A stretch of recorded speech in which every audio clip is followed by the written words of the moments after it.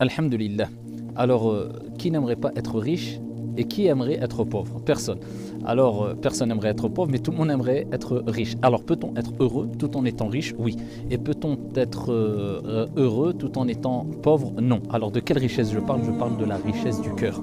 Parce que nous voyons, eh bien, ici, des personnes riches, matériellement, financièrement, et avec cela, ils ne sont pas heureux, tout simplement parce qu'il n'y a pas cette richesse intérieure. Et quand on n'a pas cette richesse intérieure, on ne peut pas goûter au bonheur. Car le bonheur, parmi les définitions que nous avons du bonheur, c'est un sentiment intérieur qui se manifeste par le calme de l'esprit, la réjouissance du cœur, la sérénité de l'esprit, suite à la droiture du comportement propulsé par la puissance de la foi, al-Iman. Donc on comprend que la droiture du comportement, c'est une des causes principales du bonheur. Et qu'il n'y a pas de richesse possible tant qu'il n'y a pas la droiture du comportement aussi.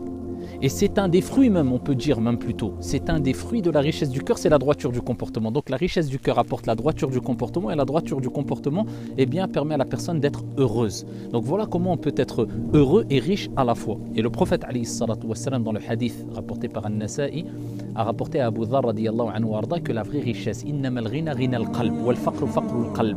Il dit la réelle richesse, c'est la richesse intérieure du cœur. Et il dit la pauvreté, c'est la pauvreté du cœur.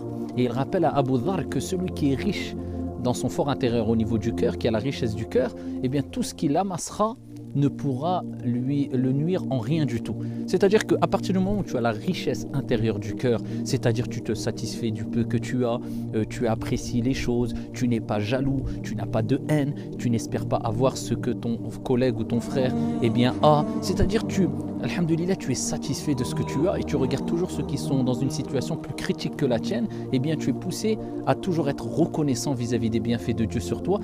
Celui-là, même si il amasse des richesses d'ici bas, de l'argent, etc., ça ne le nuira en rien du tout. Contrairement à celui qui est pauvre du cœur, ce qu'il va amasser ici-bas ne le rendra pas riche, parce qu'il sera riche ici peut-être matériellement, mais pauvre du cœur, il vivra toujours malheureux. Et la vraie richesse, c'est la richesse qui te rend heureux.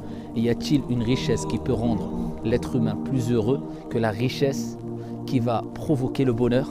Il n'est pas possible d'acquérir ou d'atteindre le bonheur sans avoir cette richesse qui est la richesse du cœur. Ce n'est pas possible avec l'argent simplement. Et quand tu as atteint ce degré de bonheur, ce degré de richesse intérieure, à ce moment-là, tu peux aller à la recherche de la richesse matérielle et cela te nuira en rien. Bien au contraire, cela te sera bénéfique et tu pourras faire profiter les gens autour de toi à travers cette richesse matérielle et tu es même quelque part prédisposé ici à avoir cette richesse matérielle. Tu ne baisseras pas les bras, tu iras toujours de l'avant, tu te contenteras de ce que tu as et le peu d'argent que tu auras, tu le verras comme une grande richesse matérielle. Et c'est ce qui manque beaucoup à l'être humain aujourd'hui. Donc n'oublie pas, la vraie richesse, c'est la richesse intérieure du cœur, en purifiant ton cœur de tout ce qui est détesté par les gens de façon générale, comme j'avais dit précédemment, la haine de l'autre, la jalousie de l'autre, toujours vouloir avoir ce que l'autre a, etc. Ne pas se contenter de ce qu'on a. Et cela va te pousser à avoir la droiture du comportement ou atteindre la droiture du comportement. Et la droiture du comportement te mènera vers le bonheur. Et ainsi, tu pourras être riche et heureux. Qu'Allah tabaraka wa ta'ala nous enrichisse intérieurement et extérieurement aussi, et qu'Allah Jalla wa Ala nous permet de vivre toutes et tous heureux et heureuses ici-bas, ainsi que dans le delà. Wallahu a'lam.